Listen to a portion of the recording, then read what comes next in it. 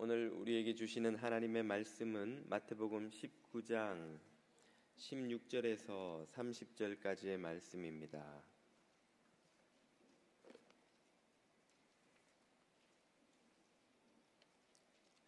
마태복음 19장 16절에서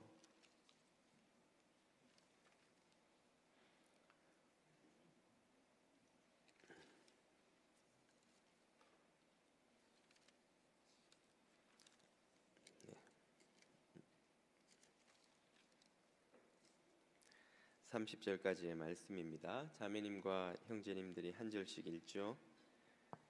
어떤 사람이 주께 와서 이르되 선생님이여 내가 무슨 선한 일을 하여야 영생을 얻으리이까? 예수께서 이르시되 어찌하여 선한 일을 내게 묻느냐? 선한 이는 오직 한 분이시니라. 내가 생명에 들어가려면 계명들을 지키라. 이르되 어느 계명이오니까? 예수께서 이르시되 살인하지 말라, 간음하지 말라, 도둑질하지 말라, 거짓 증언하지 말라, 내 부모를 공경하라, 내 이웃을 내 자신과 같이 사랑하라 하신 것이니라. 그 청년이 이르되 이 모든 것을 내가 지키었사온데 아직도 무엇이 부족하니이까? 예수께서 이르시되 내가 온전하고자 할진대 가서 내 소유를 팔아 가난한 자들에게 주라. 그리하면 하늘에서 보화가 내게 있으리라. 그리고 와서 나를 따르라 하시니 그 청년이 재물이 많음으로 이 말씀을 듣고 근심하며 가니라. 예수께서 제자들에게 이르시되 내가 진실로 너희에게 이르노니 부자는 천국에 들어가기가 어려우니라. 다시 너희에게 말하노니 낙타가 바늘귀로 들어가는 것이 부자가 하나님의 나라에 들어가는 것보다 쉬우니라 하시니 제자들이 듣고 몹시 놀라 이르되 그렇다면 누가 구원을 얻을 수 있으리이까? 예수께서 그들을 보시며 이르시되 사람으로서는 할 수 없으나 하나님으로서는 다 하실 수 있느니라. 이에 베드로가 대답하여 이르되 보소서 우리가 모든 것을 버리고 주를 따라 싸운즉 그런즉 우리가 무엇을 얻으리이까? 예수께서 이르시되 내가 진실로 너희에게 이르노니 세상이 새롭게 되어 인자가 자기 영광의 보좌에 앉을 때에 나를 따르는 너희도 12 보좌에 앉아 이스라엘 12지파를 심판하리라. 또 내 이름을 위하여 집이나 형제나 자매나 부모나 자식이나 전토를 벌인 자마다 여러 배를 상속받고 또 영생을 상속하리라. 그러나 먼저 된 자로서 나중되고 나중된 자로서 먼저 될 자가 많으니라. 아멘. 최근에 어느 교우께서 로마서 큐티를 하던 중에 생긴 궁금증을 이런저런 메모로 작성을 하셔서 제게 보내오셨습니다. 그리고 이게 맞습니까 목사님 한번 봐주셔요 하고 보내오신 자료들이 있는데 메모 하나만 같이 잠깐 보시죠.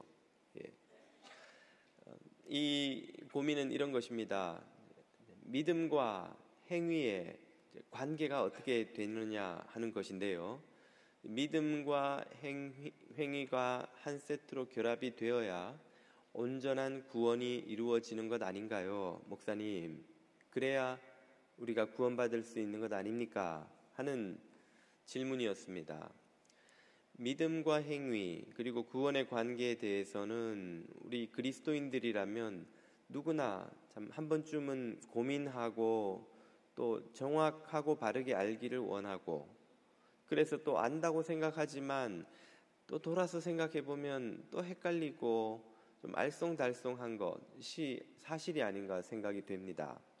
사도 바울의 글을 읽을 때면 맞아 역시 믿음으로만 우리는 구원을 얻지라고 생각을 하다가도 야고보서의 글을 읽으면 그래도 행위로 증명이 되지 않는데 그 믿음만 가지고 되겠나 하는 생각이 들기도 하고 예수님이 나를 믿으라고 하실 때는 그래 맞아 역시 믿음으로 구원을 얻는 것이야 생각하다가도 또 내 말을 듣고 행치 않는 자는 모래 위에 집을 지은 자와 같다는 말씀을 들으면 역시 예수님도 행위를 강조하시네.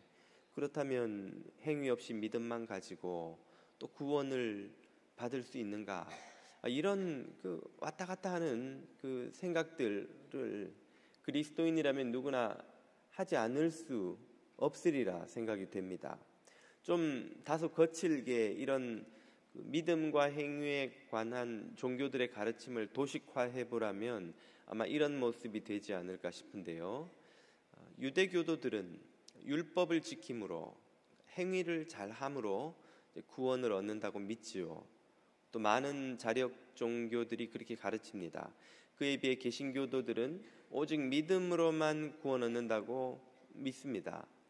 그런가 하면 캐톨릭에서는 믿음과 행위가 50대 50으로 함께 결합을 해야만 구원이 이루어진다. 또 이렇게 가르치죠. 이런 너무나 거칠게 도식화된 방식으로 각 종교의 구원관을 다 소개할 수는 없겠습니다만은 우리가 이해를 돕기 위해 한번 이렇게 정리를 해봤습니다. 자, 우리 그리스도인들의 생각은 이 중에서 제 느낌에 이 개신교와 캐톨릭 사이 어딘가에 어중간하게 걸쳐서 좀 왔다 갔다 하는 것이 아닌가 하는 생각을 할 때가 있습니다. 오늘부터 다음 주일인 3.1절 기념주일을 빼고 한 2, 3주에 걸쳐서 바로 이 문제를 좀 생각해 보려고 합니다. 믿음과 행위와 또 구원의 문제. 우리 그리스도인이라면 누구나 확실히 알고 바르게 믿고 넘어가지 않으면 안 되는 문제이기에 이 문제를 살펴보려 하는데요. 오늘은 그 중에서도 부자 청년의 이야기를 가지고 이 문제에 대한 접근을 해보려 합니다. 이 청년이 던진 질문은 앞서 소개시켜드렸던 그 교우의 질문과 조금도 다르지 않게 일치합니다. 이 부자 청년이 뭐라고 질문합니까? 16절을 보십시오. 어떤 사람이 주께 와서 이르되 선생님이여 내가 무슨 선한 일을 하여야 영생을 얻으리까? 자, 영생을 얻으려면 무슨 선한 일을 해야 합니까? 앞에 그 교우의 질문은 구원을 얻으려면 믿음과 행위가 결합되어야 하지 않나요? 구원, 죄와 죽음으로부터 건짐을 받는 것이죠. 영생, 하나님과 더불어 살아가는 생명을 누리는 것이지요. 사실은 같은 사건의 서로 다른 측면을 묘사한 용어입니다. 자, 이 본문의 메시지는 무엇일까요? 이 본문을 잘 이해하기 위해서 다소 길기 때문에 이렇게 또 도표로 한번 정리해 볼 수가 있습니다. 부자 청년이 예수님에게 와서 무엇을 해야 영생을 얻습니까? 라고 묻자 그 답으로 예수님은 계명을 지키라고 요구하셨죠. 그러자 부자 청년은 다 지켰는데 아직도 뭐가 부족합니까? 라고 되묻고 그에 대해 예수님은 부족하다. 네가 온전해지려면 네 가진 것을 다 팔아 나눠주고 나를 따르라고 요구를 하셨죠. 이 두 번째 요구 앞에서 부자 청년은 좌절합니다. 그는 근심하면서 그의 재산이 너무나 많았기 때문에 그냥 돌아가 버리고 말죠. 그 청년의 실패를 보면서 베드로가 나서서 이렇게 세 번째 질문을 던지는 것입니다. 저 청년은 실패했지만 저는 그리고 여기 있는 우리 제자들은 예수님의 그 따르라는 명령을 지키지 않았습니까? 그 명령을 순종하여 주님을 따르는데 성공하고 있지 않습니까? 그러면 우리에겐 뭘 주시나요? 우리는 저 부자 청년보다 훨씬 많은 것을 희생했는데 뭘 주시나요? 그러자 예수님이 큰 상과 영생을 받게 될 것이지만 그리고 나서는 알듯 모를 듯한 알쏭달쏭한 말씀을 하시죠. 먼저 된 자가 나중되고 나중된 자가 먼저 되는 그런 일이 많을 것이다. 역전이 일어날 것이다 하는 말로 이 대화를 마칩니다. 그리고 예수님이 이어서 그 한 포도원 주인의 비유를 들려주시죠. 이 본문의 내용을 이해하기 위해서 먼저 우리가 던질 질문은 예수님께서 첫 번째 요구를 하신 이유가 뭐냐 하는 것입니다. 첫 번째 요구는 계명을 지키라는 것이었죠. 계명을 지킨다고 해서 그가 온전해지지 않는다는 걸 예수님이 너무나 잘 알고 계셨습니다. 그것은 예수님이 즉각 그의 두 번째 질문을 받아서 온전해지려면 이라는 말씀을 하신 것으로 드러나죠. 온전해지지 않으니까, 계명을 지켜도 온전해지지 않으니까 온전해지려면 나를 따르라고 하신 거거든요. 계명을 지켜도 온전해지지, 의로워지지 않는다는 걸 예수님은 알고 계셨던 거예요. 그런데 왜 계명을 지키라고 하신 것일까요? 그 답은 우리가 바울의 서신을 읽으면서 찾을 수 있습니다. 로마서 3장 20절에서 사도 바울은 이렇게 말씀하시죠. 그러므로 율법의 행위로 그의 앞에 의롭다 하심을 얻을 육체가 없나니 율법으로는 죄를 깨달음이니라. 율법을 지키는 그 노력, 행위는 우리가 그 율법의 요구를 다 이룰 수 없다는 사실을 깨닫게 만들어주는 기능을 한다는 거예요. 이걸 깨달으라고 예수님은 이 부자 청년에게 계명을 지키라고 요구하신 것입니다. 사실 이 부자 청년은 그것을 직감적으로 알고 있었어요. 그래서 그는 답하기를 저는 율법, 계명을 다 지킵니다. 그런데 아직도 무엇이 부족합니까? 하고 되물었던 거예요. 그는 자신이 그것을 다 지킴에도 불구하고 온전해지지 못한다는 걸 자신의 말을 통해서 이미 알고 있다는 걸 보여주고 있어요. 그리고 그가 예수님을 찾아온 것 자체도 그 증거입니다. 만약 다른 바리새인들처럼 계명을 지키는 것이 자신을 완벽하게 의롭게 해주리라고 그가 믿었다면 예수님을 찾아오지도 않았겠죠. 그는 계명을 다 지키는 사람인데 말이죠. 지킴에도 불구하고 예수님을 찾아와서 내가 어떻게 해야 영생을 얻느냐고 묻는 것은 그것을 지킴으로 자신이 영생을 얻을 만한 온전한 존재가 되지 못한다는 걸 본인이 알고 있었다는 거예요. 그걸 예수님이 확인시켜 주는 것입니다. 마태복음 9장 20절이 그렇게 말하죠. 그 청년이 이르되 이 모든 것을 내가 지키었사온데 아직도 무엇이 부족하니까. 이 대화는 율법이나 계명이나 혹은 우리가 하는 모든 선한 행위들이 우리를 온전하게 해줄 수 없다는 사실을, 구원의 자격이 될 수 없다는 사실을 다시 한번 우리에게 일깨워 주죠. 이것을 확인하신 후에 예수님은 두 번째 요구를 하십니다. 그 두 번째 요구는 모든 그 부자 청년의 재물을 다 나누어 주고 나를 따르라는 것입니다. 이 나누어 주는 것과 따르라는 것의 의미가 무엇인지를 2주 후에 제가 좀 더 시간을 가지고 여러분과 함께 살펴보려고 합니다. 오늘은 그냥 결론으로 바로 넘어가겠는데요. 나를 따르라는 이 요구는 나를 믿으라는 요구와 같은 말입니다. 따르라, 믿으라, 동의어인 거예요. 예수님이 어떤 데에서는 나를 믿으라고 하셨고 어떤 데서는 나를 따르라고 하셨습니다. 어부들에게 나를 따르라, 내가 너희를 사람 낚는 어부가 되게 하리라. 이 부자 청년에게도 재산을 다 나누어 주고 나를 따르라고 하셨죠. 그러나 다른 곳에서는 여러 곳에서 나를 믿으라고 하셨어요. 그러므로 믿음과 따름은 같은 말입니다. 여기서 우리가 가지고 있는 믿음에 대한 오해를 바로잡게 되죠. 믿음은 그냥 입으로 하는 몇 마디의 고백, 인정이 아니라는 것이죠. 믿음은 주님의 부름을 받아 그분을 따르는 삶입니다. 주님은 지금 부자 청년에게 이것을 요구하고 계시는 것이죠. 행위를 의지하는 모든 헛된 노력을 포기하고 나를 믿으라는 거예요. 계명을 지키라고 내가 말했지. 네가 계명을 다 지켰지만 그것으로 온전치 되지 못한다는 것을 너도 알고 있잖아. 그러니까 그 계명을 지킴으로 너 스스로의 노력으로 하나님 앞에서 의롭게 되려는 그 모든 헛된 노력을 내려놓고 나를 믿으라는 거예요. 주님은 지금 믿음을 요구하고 계시는 것입니다. 자, 그런데 그 요구에 대해서 부자 청년이 어떻게 반응합니까? 그는 근심하며 돌아갑니다. 다른 본문에 보면 병행 구절에서는 슬퍼하며 돌아갔다 그렇게 말해요. 다시 말해 그는 믿음을 갖는데 실패한 것입니다. 주님을 따르는데 실패한 것이고 그것은 주님을 믿는데 실패한 것입니다. 왜 실패할 수밖에 없었을까요?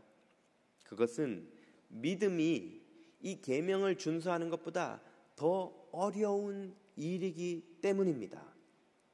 여기서 우리가 흔히 믿음에 대해서 가지는 오해가 바로 잡힙니다. 많은 사람들이 선한 삶을 사는 것은 대단한 희생과 수고를 요구하지만 믿음을 갖는 것은 그보다 상대적으로 쉬운 일이라고 생각을 합니다. 그렇게 오해하는 이유는 이미 앞에서도 말씀드렸듯이 믿음을 그저 우리 머릿속에서 혹은 마음속에서 일어나는 어떤 생각의 변화와 입으로 하는 몇 마디 몇 문장의 고백으로 이해하기 때문입니다. 믿음은 그런 것이 아닌 거예요. 믿음은 따른다는 것과 똑같은 말이에요. 믿음에 대한 요구는 주님을 따르라는 요구예요. 이 요구는 계명을 지키는 삶, 선한 행위를 하는 삶보다 훨씬 어려운 일이라는 말입니다. 이건 예를 들어 보면 금방 알 수가 있어요. 여러분, 11조 하라는 계명이 어렵겠어요? 아니면 네 모든 소유가 주님의 것임을 고백하라는 요구가 어렵겠어요? 11조 적지 않은 돈이고 아깝지만 눈 질끈 감으면 할 수 있어요. 대신에 10의 9를 내 마음대로 쓸 수 있다면. 그러나 내 10의 10 전체를 다 주님의 것으로 인정하고 그 모든 돈을 쓸 때마다 주님의 뜻을 구하며 쓰라는 요구는 훨씬 어려운 것입니다. 뭐가 더 쉽겠어요? 10의 1 들여버리고 내 마음대로 사는 게 훨씬 쉽죠. 안식일 지키라는 요구, 안식일 지키려면 까다롭고 힘들고 익숙하지 않지만 애쓰면 안식일 지킬 수 있습니다. 그리고 나머지 6일을 내 마음대로 살 수 있다면 그게 훨씬 수지 맞는 장사인 거예요. 일주일 내를 주님과 더불어 동행하는 삶을 살아라가 훨씬 어려운 요구입니다. 주 6일도 안식일처럼 주일처럼 주님과 동행하며 매 순간순간 주님의 뜻을 구하며 살아라가 훨씬 어려운 일이에요. 주님을 따르는 믿음의 삶이 율법이나 계명을 지키는 선한 행위를 구하며 사는 삶보다 훨씬 어려운 것입니다. 그렇기 때문에 예수님도 산상설교에서 이렇게 말씀하신 적이 있어요. 마태복음 5장 20절입니다.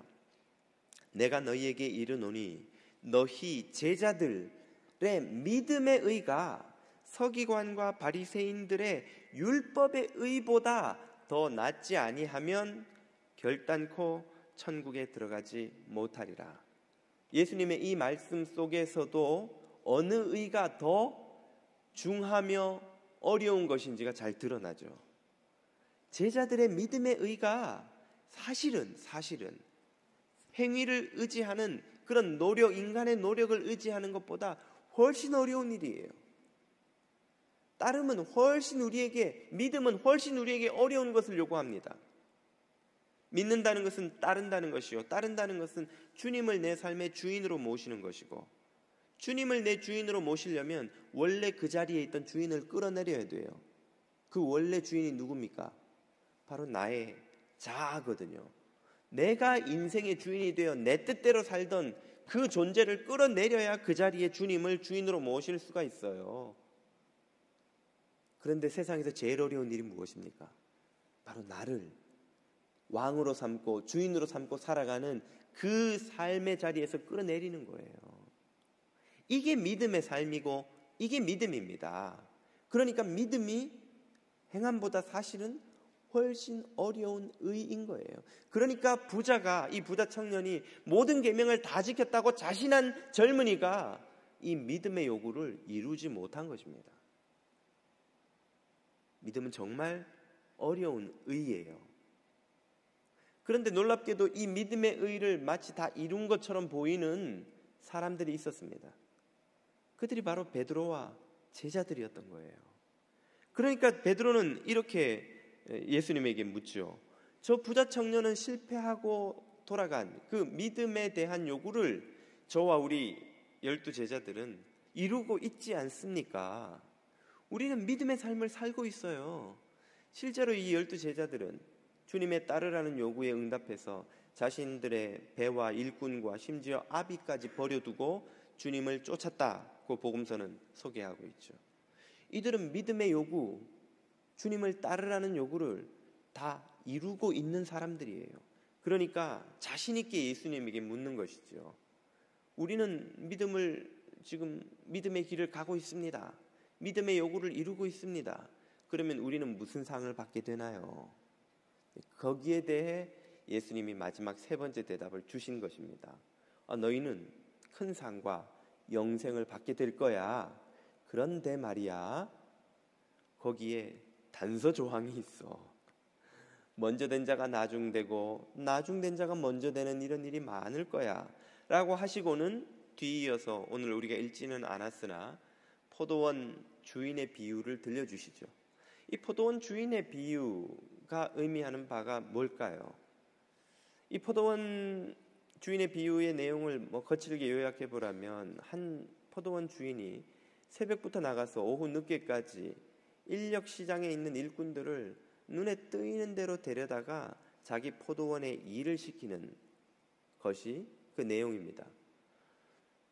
그 일꾼들이 다 일을 마치고 임금을 받는데 맨 나중에 와서 1시간밖에 일 안 한 일꾼이 하루치 품삯에 해당하는 한 데나리온을 다 받는 거예요. 그러니까 아침 9시에 온 일꾼이 그럼 나는 최소 2데나리온은 주겠지 이렇게 기대하고 있는데 자기도 한 데나리온을 받으니까 이거 공평하지 못합니다 하고 컴플레인을 하는 거예요. 그러자 주인이 요즘 말로 하자면 내 돈 갖고 내 맘대로 하는데 네가 무슨 상관이야, 가서 일 보세요 하고 보냈다는 것으로 이야기가 끝나죠. 지금 여기서 컴플레인을 하고 있는 아침에 일찍 온 일꾼이 상징하는 인물들이 바로 베드로와 제자들이에요. 그들은 믿음의 길을 그들이 가고 있기 때문에 하나님에게 구원은 물론 큰 상까지 받을 자격이 된다고 스스로 생각하고 있었던 거예요. 거기에 대해서 예수님께서 하나님의 의도가 무엇인지를 포도원 주인의 행동을 통해 보여주는 것이죠. 포도원 주인이 일꾼을 데리러 나간 이유가 뭘까요? 포도원에 더 많은 일손이 필요해서? 라면 왜 오후 5시에 온 일꾼들을 포도원에 집어넣겠습니까? 그 일꾼들은 가서 일 설명 듣고 삽 들고 일하러 나가다가 끝나요. 아무 도움이 안 되는 일꾼들이에요. 그리고 오후 5시, 오후 3시, 낮 12시에 인력시장에서 기다리는 일꾼들의 특징이 뭘까요?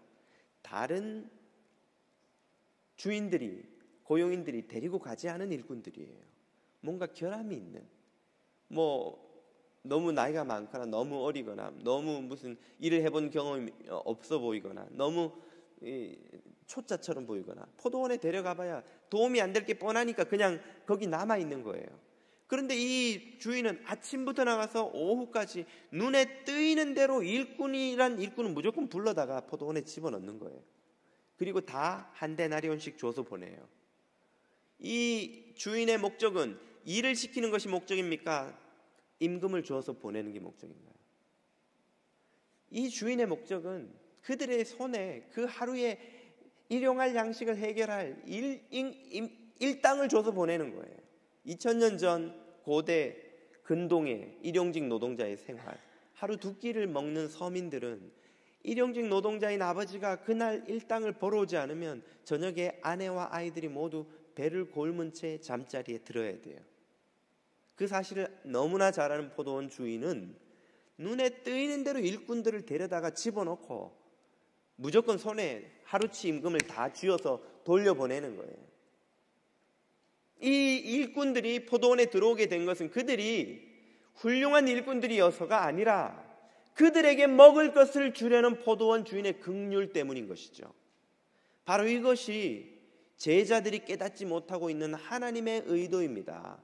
제자들이 지금 믿음의 길을 가고 있는 것은 그들이 뛰어나거나 훌륭하거나 헌신이 탁월하거나 무슨 하나님 나라에 그들의 수고가 큰 유익이 되거나 해서가 아니라 죄와 멸망으로 영원히 죽을 수밖에 없는 영혼들을 구원하시고자 어떻게 하든지 생명을 주시고자 부르시는 주님의 은총 때문이라는 사실을 예수님이 깨우쳐 주시는 거예요. 그 사실을 깨달은 자들은 자신이 자격도 없이 이 제자된 삶의 부름을 받았다는 것을 깨달은 나중된 자들은 그 은혜를 풍성히 누리는 먼저된 자들이 되고, 마치 자신이 자격이 있어서 그 제자된 자리에 온 것이라 생각하는 먼저된 자들은 그 은혜를 잃어버리는 나중된 자로 전락하는 이런 역전이 일어날 것이라고 말씀하고 계시는 것이죠. 이 이야기가 우리에게 깨닫게 해주는 것이 무엇입니까?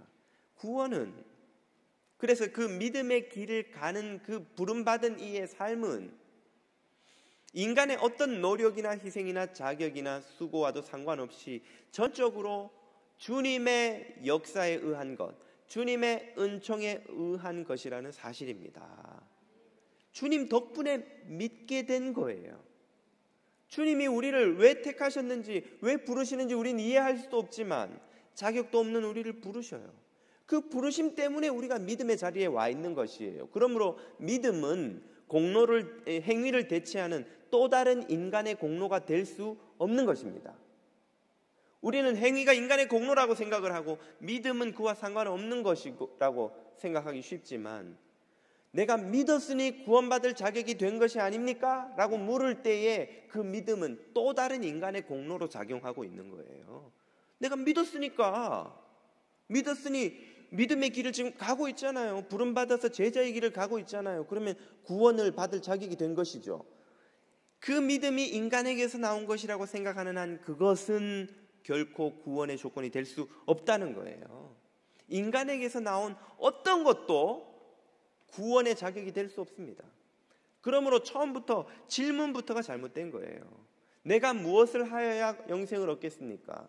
믿음이면 됩니까? 행위면 됩니까? 믿음과 행위가 결합되면 됩니까? 어떤 것도 구원의 조건이 될 수 없는 거예요. 우리 인간은 구원을 이루는 그 무엇도 생산해낼 수 없는 존재들입니다. 믿음조차도, 우리가 믿음을 가졌다? 믿음조차도 하나님이 주신 은혜의 선물이라는 사실을 에베소서 2장 8절이 이렇게 말해 주시죠. 너희는 그 은혜에 의하여 믿음으로 말미암아 구원을 받았어요. 구원을 받으려면 믿음이 필요합니다. 그런데 그 믿음이 우리에게서 나온 게 아니고 은혜로 온 거예요. 그래서 이것은 너희 인간에게서 난 것이 아니요 하나님의 선물이라. 아멘. 여러분에게 믿음이 있습니까? 그것이 하나님에게서 온 거저온 선물인 것을 여러분 믿으시기를 바랍니다. 그러므로 그 믿음 때문에 우리는 자랑하지 못하는 거예요. 자랑하지 못한다는 말은 내가 믿음을 가졌으니 주님이 나한테 구원을 주셔야지요. 내가 믿음의 길을 가며 많은 희생을 했으니 주님이 나한테 선물을 더 주셔야지요 라고 그것을 근거로 내세울 수 없다는 말이에요. 또 그 믿음 때문에 믿음 없는 자들을 판단할 자격을 얻지 못한다는 말이에요. 나는 이런 믿음이 있는데 당신은 예수 믿은 지가 얼만데 아직도 믿음이 그렇게 없습니까? 라고 말할 수 없다는 것이죠. 어찌하여 이렇게 믿음이 없느냐라는 말은 믿음의 주인이신 예수 그리스도 말고는 아무도 할 수 없는 말입니다. 우리 중 누구도 내가 가진 믿음으로 다른 이가 가진 믿음을 판단할 자격과 능력을 갖지 못한다는 것이죠. 그러므로 이 사실을 깨닫게 되면 우리는 비로소 23절부터 26절의 대화를 이해하게 됩니다. 부자 청년의 실패 후에 예수님께서 그를 보시며 안타까운 마음으로 말씀하시죠. 부자가 천국에 들어가는 것이 낙타가 바늘구멍을 통과하는 것보다 더 어렵다. 그러자 제자들이 어떻게 반응합니까? 25절. 제자들이 듣고 몹시 놀라 이르되 그렇다면 누가 구원을 얻을 수 있으리까? 이제야 제대로 된 질문이 처음으로 나옵니다. 처음에 부자 청년이 던졌던 질문도, 그리고 앞에서 한 교우분께서 던졌던 질문도 사실은 제대로 된 질문이 아닌 거예요. 내가 뭘 해야 영생을 얻습니까? 내가 믿으면 되나요? 아니면 믿음과 행위가 결합돼야 되나요? 그 어떤 질문도 질문 시작부터 땡 틀린 질문이에요. 우리가 던질 수 있는 유일한 질문은 바로 이것입니다. 도대체 누가 구원을 얻을 수 있나요? 도대체 내가 어떻게 구원을 얻을 수 있나요? 내가 구원받는 것이 가능하기나 한 일입니까? 이것이 우리가 던질 수 있는 유일한 참된 바른 질문이에요. 그리고 그에 대한 답을 주님이 26절에서 하시죠. 예수께서 그들을 보시며 이르시되 사람으로서는 할 수 없다. 그래, 맞다. 어떤 사람도 구원 얻을 수 없다. 사람의 무슨 능력도 그를 구원에 이르게 하지 못한다. 어떤 선한 행위도 율법도 계명을 지키는 것도 그를 의롭게 하지 못하고, 심지어 믿었다고 생각하는 그것조차도 그것이 사람에게서 나온 것이라고 생각한다면 그것도 구원의 가능성을 너희에게 주지 않는다는 거예요. 구원은 오로지 어디로부터만 가능합니까? 하나님으로서는 다 하실 수 있다는 이 믿음으로부터 가능하게 된 것입니다. 하나님만이 하시는 거예요. 하나님만이. 그러니까 우리가 할 수 있는 유일한 질문은 어떻게 그 하나님은 도대체 나 같은 이에게 그 은혜를 주십니까? 내가 정말 그 은혜를 받을 수 있는 것인지요? 내가 정말 구원을 받을 수 있는 것인지요? 하는 고백인 것이죠. 그렇기 때문에 구원을 받을 수 있다는 답을 들었을 때에 그 답을 감당하기가 너무나 버거운 것입니다. 어떻게 내가 그 구원을 받을 수 있단 말입니까? 너에게 구원을 주기로 하나님이 작정하셨다. 그 사실을 깨달을 때에 그 하나님의 선언 앞에서 응답하는 것을 믿음이라고 부르는 거예요. 그게 믿음이에요. 내가 하나님을 믿기로 결단하고 이제부터는 세상 것을 버리고 주님에게 헌신하고, 그래서 주님을 위해서 내가 이만큼 수고하고, 야, 내가 정말 믿음의 삶을 이렇게 사는구나 라고 느낄 때에 그 믿음은 구원에 이르는 성경이 말하는 믿음이 아닌 거예요. 그것은 인간의 행위를 대체하는 또 다른 형태의 공로 제시일 뿐입니다. 구원은 하나님께서 주체가 되셔서 계획하시고 택하시고, 그리고 우리가 그분을 알지도 못할 때 우리를 부르셔요. 자격도 없는데 부르셔서 십자가를 통해 형언할 수 없는 은혜를 우리에게 쏟아부어 주시고, 성령님을 통해 실패하고 넘어지고 좌절하고 포기하는 우리들을 끝까지 구원의 길로 인도하시는, 처음부터 끝까지 모두 하나님이 하시는 일이에요. 하나님이 계획하시고 십자가에 예수님이 이루시고 성령님께서 완성시키시는 삼위일체 하나님의 협력된 역사가 구원입니다. 그러므로 인간이 믿음을 구원의 조건이라고 생각하는 것이 얼마나 어리석은 일인지요. 이것은 비유하자면 이런 것입니다. 어떤 자수성가 한 부자가 자신이 비즈니스를 실패해서 홈리스로 힘들게 살던 때를 기억하고는 그 타운에 있는 홈리스들을 다 불러 모은 거예요. 그리고는 그들에게 말하기를, 내가 여러분에게 제기할 수 있는 기회를 드리고 싶습니다. 여러분 한 분마다 한 분마다 집 한 채씩과 차 한 대씩을 드리고 우리 회사에서 일할 수 있는 일자리를 드리겠습니다. 여러분이 원하시기만 한다면 당장 지금 이 키를 들고 가시면 됩니다. 그런데 그 중에 몇몇 홈리스들이 묻는 거예요. 그러면 아침에 9시에 매일 출근해야 돼요? 그렇습니다. 집을 10채 줘도 나는 싫어요. 그거는 너무 이 생활이 자유롭고 나는 편하고 좋으니까 나는 원치 않아요. 그리고 가버린 거예요. 그런데 몇몇 홈리스들은 그 부자의 호의를 받아들여서 이제 좋은 집에 가서 씻고 좋은 차를 타고 이제 다음날 출근하게 된 거예요. 회사에 오니까 회사 사장이 나가서는 이제 참 우리 회사에서 일하게 된 것을 환영합니다 하고 했더니 그 홈리스 중에 하나가 한다는 말이, 그래요, 뭐 당신이 그런 호의를 베풀어 준 걸 내가 받아들였으니 당신도 호의를 베푼 게 기분이 좋으시죠? 내가 받아들이지 않았으면 당신도 어떻게 이렇게 좋은 일을 할 수 있었겠어요? 그래요, 내가 기꺼이 받아들이겠습니다. 이런 태도를 보인다면 이 모든 상황을 알고 있는 사람 눈에 그 홈리스의 태도가 어떻게 보이겠어요? 얼마나 황당하고 어이가 없는 것이겠습니까?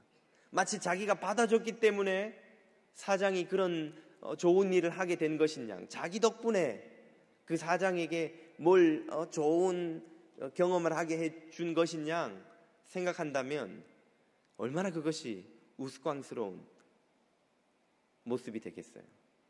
우리가 믿음이 구원의 조건이라고 생각할 때에 가지는 태도가 바로 이런 것입니다.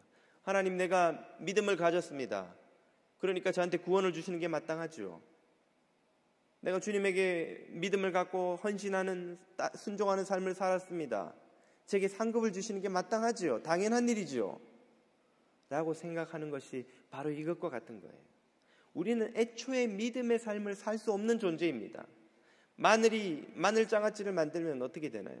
그 마늘 속속들이 간장이 스며든 것처럼 우리의 속사람은 속속들이 오만과 교만과 허영과 탐욕과 거짓으로 절어 있는 존재들이에요. 우리는 얼마나 교만한지, 얼마나 오만한지,